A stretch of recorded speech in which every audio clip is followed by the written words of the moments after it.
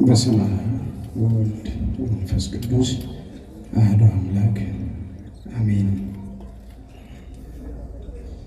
አባቶቼ ካህናት፣ እንደየማዕረጋችሁ መምህራነ ወንጌል፣ ወንድሞቼ ዲያቆናት፣ እንዲሁም መዘምራን፣ በዚህ የተሰበሰባችሁ ሁላችሁ የእግዚአብሔር ልጆች በወደደን በልዑል እግዚአብሔር ፍጹም ሰላም እላችኋለሁ። እንደምን ዋላችሁ? አሜን። የአባቶቻችን አምላክ ልዑል እግዚአብሔር ስሙ ለዘላለም የተመሰገነ ይሁን። የሥነ ጽሑፉ መነሻ ሐሳብ የማቴዎስ ወንጌል ምዕራፍ 10 ቁጥር 16 ላይ የሚገኝ ነው። ወደ አንድምታው ገባ ብሎ የሚያይ ሲሆን ክፉ የሚመስል ደገኛ ምክር ልመክራችሁ ተገኝቻለሁ። ርዕሱ እንዲህ ይላል፣ እንደ እባብ ሁኑ።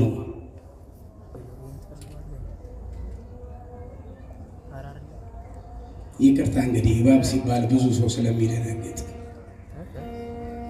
እንደ እባብ ሁኑ።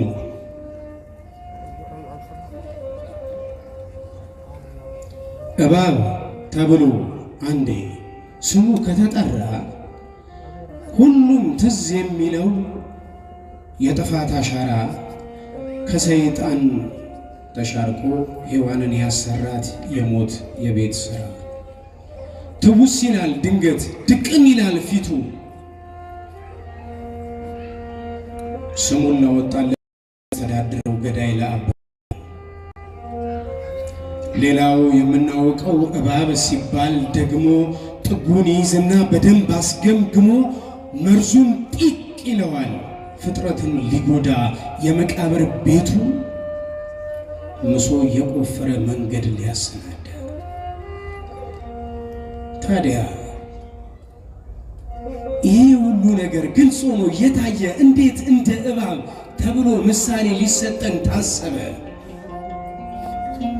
ሰውም ጥጉን ይዞ ትቢያ እየላሰ መርዙን እየረጨ ያቁስለው ይግደለው እየተገጫጨ ይዋቀስ ይናከስ እየተፈጫጨ ማለት ነው።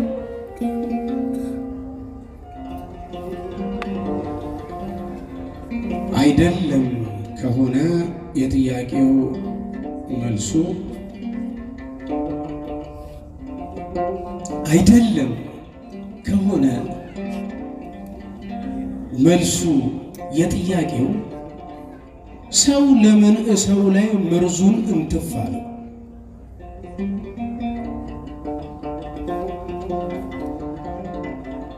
እንደ እባብ ብሎ ጌታ የተናገረው ብዙ ስላለ ነው ሰው ከእርሱ የሚማረው። ከእባብ ባህሪ ከሚከውናቸው የውሃ አጠጣጡ ድንቅ አስገራሚ ነው። ከጉንጩ ውስጥ ባለው ገዳይ በሆነ መርዝ ውሃውን ሲጠጣ አብሮ ሆዱ ገብቶ እርሱ እንዳይመረዝ ይሰበስባታል። ያችን ገዳይ ምራቅ አስቀምጦ ይጠጣል ከውሃው በማራቅ።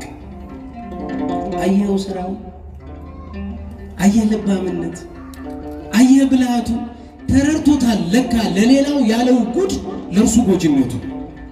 እንደ እባብ ልባም ሁኑ የተባለው እንደዚህ ያለውን ምሳሌ አድርጎ እኛ በልብ ካለ ቅንነት በአፍ ያለ መርዝ ያየለብን ተፍቶ ከመገላገል የተንኮል ቅሪት የያዝን ለመጣል የምንገሰግስ ለማደግን የምንደ ባለማቅ ሙሽራ አልቃሻ ሰርገኛ ለሙሾ የተዳረን ሆነን የቀረነው መርዙ ከአፍ አልፎ ከወድ ስለገባ ፈኖ እዴከ ማርያም ወደ እረፍታችን እንግባ። መርዛችንን ተፍተን ከቂም ከበቀል ጸርተን በንስሐ ታጥበን ውሃው ለመሰለው ለሥጋ ወደሙ እንበረታለን። እንደ እባብ ሁኑ። ሌላ ጊዜ ደግሞ የተጎናጸፈው ባለህብር ልብሱ በጣም ሲያረጅበት የአንጸባራቂው ተወዳጁ ቆዳ ሲጎሰቁልበት ምግብ መጠጥ ትቶ 40 ቀን ከሌሊት በሸንበቆ ስንጥቅ በአለት ንቃቃት ራሱን ያሳልፋል። አሮጌው ቀርቶለት አዲስ ለብሶ ይወጣል። ዳግም ይወለዳል። ነፍስ ስጋ ሕሊና በዚህ ይጎለምሳል። በፈተና ብትከበብ ዙሪያ በርኩሰት ቢታጠር ንስርን በምግባር ምሰለው ዝም ብለህ ወደ ዓላማ ብረር ብረር። በእይታው ምጡቅነት በመብረሩ ብንደመምም ክፉ ቀን የገጠመው ለት በቁራ መፈተኑ አይቀርም። የሚበረው ንስር ጀርባ ላይ ቁራው ጉብ ብሎ በአፉ ጭንቅላቱን ይነክሳል። ሊጥለው የዋጨረ የአቅሙን ያክል ይታገላል። ይህን ጊዜ ንስር ጀርባው ያለ ሸክም ፍጹም ሳይጎትተው ወደ ላይ ይበራል፣ ይሄዳል፣ ይጓዛል። ስቃይ ተቋቁሞ መንገዱን ያቀናል። ከምድር ብዙ ርቆ ከቀላል አየር ሲገባ ጠላት መተንፈስ ያቅተዋል። ሰውነቱ ይከዳውና ወደ ታችም ዘገዘጋል። የጥፍሩ ቡጭሪያና የአፉ ንክሻ ይቀራል። ያኔ በሰላም ይበራል። አሁን አንተ ተነስ፣ ሩጥ፣ ገስግስ፣ ጨርቄን ማቄን ሳትል ብረር። ባዶ የሆነውን የሕይወትን ሥራ አንሳ። እንደ ሳምራዊቷ ሴት ተገኝለት ሲካር። ስለሚጠብቅህ ፍጠን። የውድቀት ዋሻጭን የሞት አዚም የተጫነበት ፀሐይ ባናት ስትሆን ሰው ሁሉ ከቤት ሲከተት በዕድሜ እኩሌታ ቀትር እንደሆነ ፀሐይ እንደወጣ ኃጢአትን ይዘህ ብረር። የዘመን ማታ ሳይመጣ እጆቹን በፍቅር ዘርግቶ አብዝቶ ይጣራልና ሊምርህ ወዶና ፈቅዶ እየጠበቀህ ዛሬም አለ ከውሃው ጉድጓድ ማዶ። እንደ እባብ ሆኖ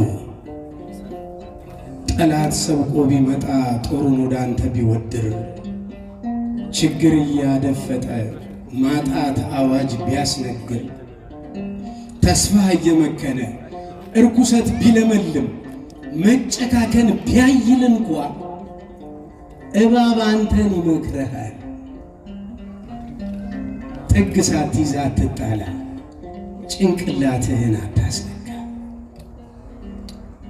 ደግነቱ ሰሚ የሆነው ትውልድ በተግባር የተካነ እንደ እባብ ሁኑ የሚለውን ሰምቶ በትጋት ከወነ። ከባብም አየለ እፉኝት መሰለ እፉኝትን ሆነ። በደዌ በትር ለመምታት ስንቱን ፍጥረት ሊደቁሰው ብርክ ሊያስይዘው በስሙ በምራቅ ሞቱን ሊያቀብለው ለእኩይ ስሜቱ እርካታ አባቱን ገድሎ በፍጥወት የእናቱ ሞት እኮ ነው የእፉኝት እባብ ልደት። አትሁን እፉኝት እንደ እባብ ልባሙ በእናትህ ልባሙ። ልብህ ካንተ ሲርቅ እንዴት ነበር የሆንከው?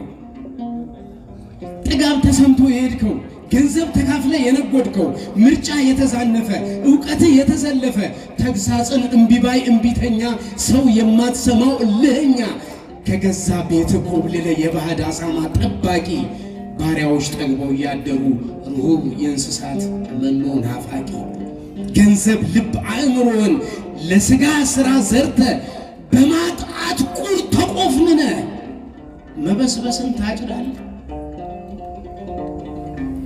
ይሻላል።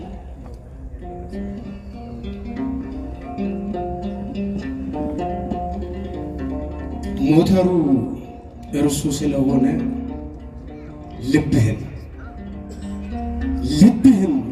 ብቻ መልሰው። እግርህን በኪደት አበርትቶ ከአባተ ቤት እንዲያደርስ ተመለስና በሕይወት ኑር። ያኔ አንባር ቀለበትና አዲሱን ልብስ ላንተ ውሰድ። ታላቅ ደስታ ስለሆነ የሰባው ፍሪዳ ይታረድ። ይሄ ቀላል ይመስላል። እንኳን በምድር ቀርቶ ባንዱ ባንተ መመለስ በሰማይ ደስታ ይሆናል። ለእናንተ ለሁላችሁ እንደ በግ ተቆጥራችሁ በተኩላ መካከል ስትላቁ መልካሙን ብቻ ቃርሙ፣ እርም የሆነውን አትንኩ። ከእባብ ተንኮሉን ብቻ ሳይሆን መርዝ ተፍቶ ቆዳ መቀየር ልባምነቱንም ተማሩ። ብልጣብልጥነትን ተውና እንደ ርግብ የዋ በመሆን በደግነት ክበሩ፣ በመተሳሰብ አብሩ። ይህ ነውና ወገኔ የኦርቶዶክሳዊነት ግብሩ።